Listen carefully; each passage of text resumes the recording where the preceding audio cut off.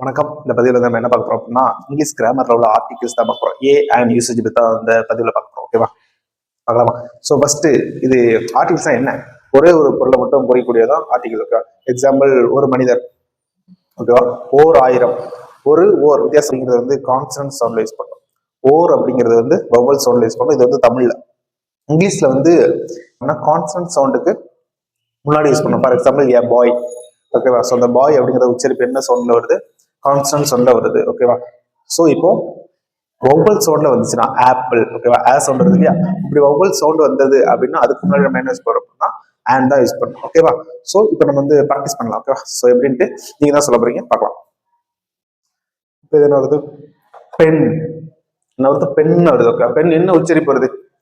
Consonant sound உச்சரிப்பு வருது. Okay, pen sound வருது இல்லையா? ஸோ அப்போ இதுக்கு முன்னாடி நம்ம என்னதான் யூஸ் பண்ணோம் அப்படின்னா ஏ தான் யூஸ் பண்ணோம். ஓகே, பென்,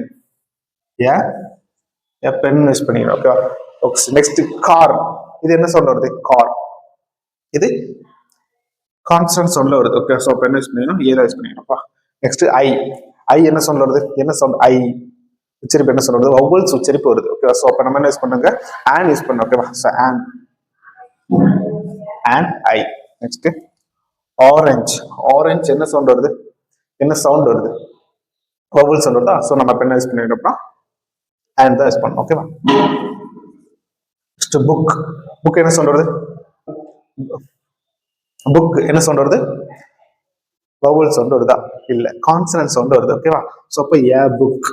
ஓகேவா, நெக்ஸ்ட் டேஸ் ஆக்டர். அப்ப என்ன சவுண்ட் வருது? ஆக்டர். வௌவல் சவுண்ட் வருது இல்லையா?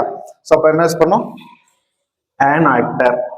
ஓகேவா, ஆக்டர் யூஸ் பண்ணணும். Next MP3. MP3 பிளேயர் என்ன வருது?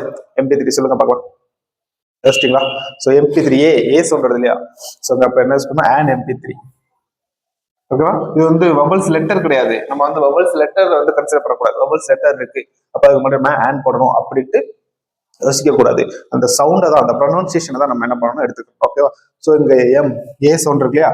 அப்ப ஆன் யூஸ் பண்ணிக்கணும். ஓகேவா, இங்க ஒன்னு இருக்கு, ஆனா ஃபர்ஸ்ட் லெட்டர் என்ன இருக்கு? வவல்ஸ் லெட்டர் இருக்கு, ஆனா நம்ம எப்படி வச்சிருப்போம்?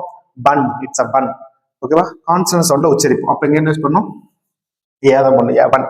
Okay, next user. நெக்ஸ்ட் இருக்கு யூசர் இருக்கு. ஃபர்ஸ்ட் லெட்டர் அங்க என்ன லெட்டர் இருக்கு? வவல்ஸ் லெட்டர் தான் இருக்கு, ஆனா வவல் சவுண்ட் இருக்கான்னு கேட்டா கிடையாது. ஓகே, ஸோ அப்ப என்ன யூஸ் பண்ணணும்? யூசர்னு வருது. ஓகே, அப்ப இங்க ஏ யூசர், ஓகேவா. இப்ப ஏக்கும் எனக்கும் வித்தியாசம் புரியுதா? எங்கெல்லாம் யூஸ் பண்ண முடியுதா? நெக்ஸ்ட் இங்க அவர். ஆனா ஃபர்ஸ்ட் லெட்டர் என்ன லெட்டர்? இல்ல, வவல்ஸ் லெட்டர் கிடையாது. ஓகே, ஆனா என்ன சவுண்ட் வருது? ஹச் சைலண்ட் ஆகி அவர் அப்படின்றது இல்லையா? ஸோ இங்க என்ன யூஸ் பண்ணோம்னா ஆன் தான் யூஸ் பண்ணணும். ஓகேவா, ஸோ ஏ அண்ட் எங்க யூஸ் பண்ணணும்னு புரிஞ்சிருச்சா? ஒரு ஐடியா உங்களுக்கு வந்து கிடைச்சிருக்கும். நீங்க மோர் தென் ப்ராக்டிஸ் பண்ணி பாருங்க.